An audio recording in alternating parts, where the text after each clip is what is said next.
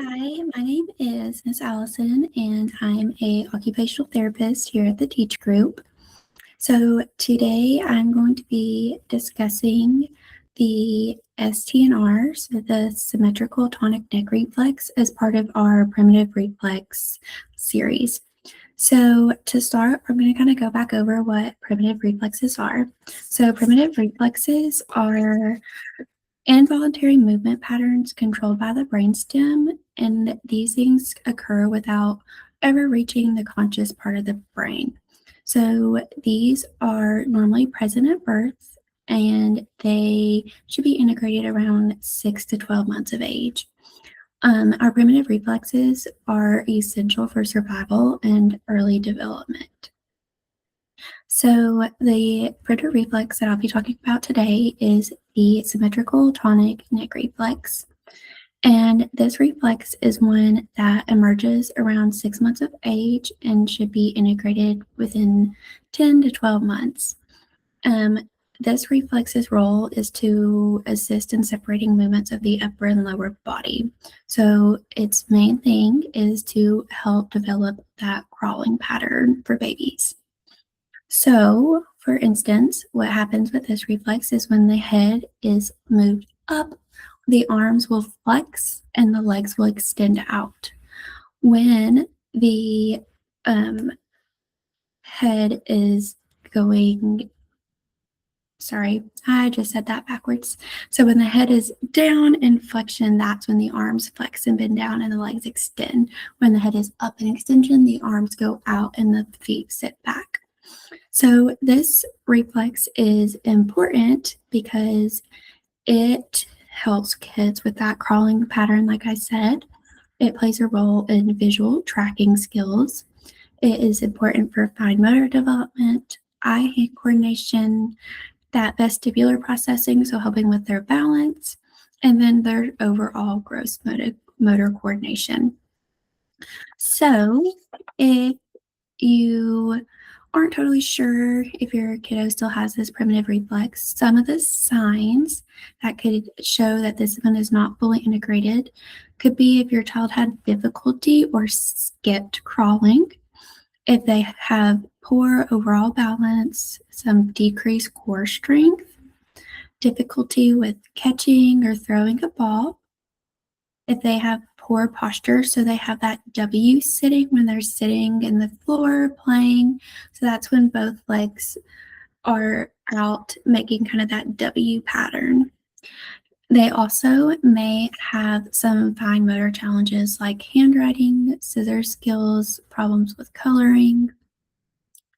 Typically, these kiddos, those school-age kids that are copying from the board, this is a slower process for them, and you have to kind of think about how their body is when they're looking up at the board and back down, how difficult that could be for them to copy when that reflex is still there because their arms and legs are mimicking what their head is doing. So that could make that process a little slower. They may have difficulty reading or challenges with vertical visual tracking. So that would be looking from something going up and following it down with their eyes. They may have some difficulty with that. So here at the Teach Group, we test for the STNR reflex during our evaluation process. And we do this by having the kiddos get in quadruped, so their hands and knees, kind of like that crawling pattern. And we ask the child to go ahead and relax their head for us. If the child is not able to get completely relaxed, we can also just have them do the motion that we're going to put their head into on their own. So what we would do is have them relax and say, okay, I'm going to move your head now. You just relax and let me move your head. So what we'll do is we'll tilt their head up in that position. And when we put their head up, we're watching to see if those knees bend and those arms are extended. If that happens, that's kind of showing us that that STNR reflex is still there and hasn't been fully integrated yet. We will then have the child look down and watch for those elbows to bend, any sagging in their trunk, things like that. So those are things we're looking for to see if that reflex is there. So another way to do this is having them in that like crawling type position and having them do it themselves. So kind of like that cat cow yoga pose. So having the kid look all the way up, watching for those signs of their elbows extending and their knees bending, or when they're looking down, looking for their elbows flexing and bending, and if they're going to sit back on their knees. Anything like that are the things we're looking for. So if those kiddos that aren't as comfortable with their head being moved, that's another way, just having them do that cat-cow pose and looking. Also can look to see if there's any like finger curling, things like that when they're crawling, if that's just it doesn't look right or like doesn't look very smooth, that can be another sign that that reflex has not been completely integrated. So if they have not been integrated, it's kind of like, what do we do next? How do we get these reflexes integrated? So the first one that we teach parents and kiddos in our consultations is that cat-cow stretch, so that yoga pose. So they'll be on their hands and their knees, wanting a flat back to start and kind of maintaining that when they come back to like neutral. But then when we look up, we want to see that nice curve in their back and like they're mooing like a cow to make it more fun. And then when they look down at their stomach, kind of like arching their back, making that scared cat pose. We want to make sure that they are not sitting back on their knees when doing this, leaning forward, bending their elbows, kind of keeping that nice posture when doing these to help with that integration of that reflex. Sometimes our kiddos don't always love the exercises, so we will do fun activities. So I like to do activities where they are crawling through a tunnel. So having them put puzzle pieces on one side and the puzzle on the other, and they have to crawl through the tunnel to go get the pieces.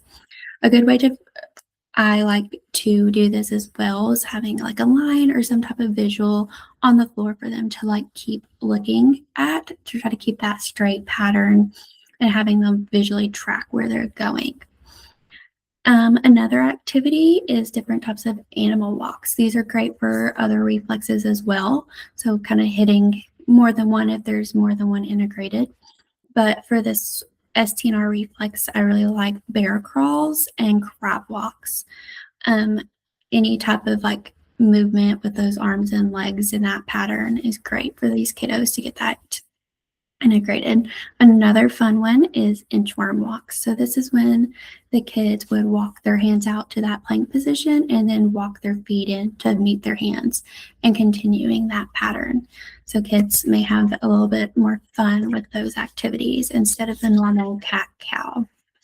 Then we also enjoy doing scooter board activities. So having the child on their stomach, using their hands to move the scooter board around the room to either retrieve different objects, put a puzzle together, or just have fun and move around the room like an obstacle course. This is a great one for upper extremity strengthening as well. So it's always hits more than one thing when you're working on these reflexes.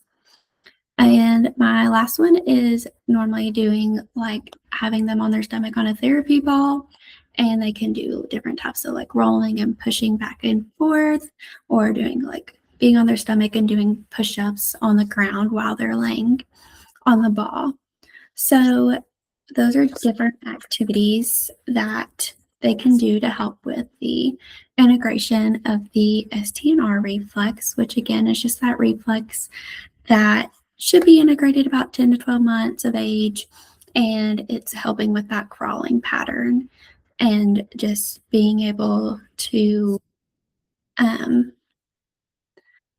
work on increasing their fine motor skills, gross motor skills, and visual like tracking things that all play a part in school related activities that they're doing on a daily basis. But if there's ever any more information, please reach out to socials@theteachgroup.com to send any questions you have about any of our primitive reflexes that we've been going over in these meetings. Thank you.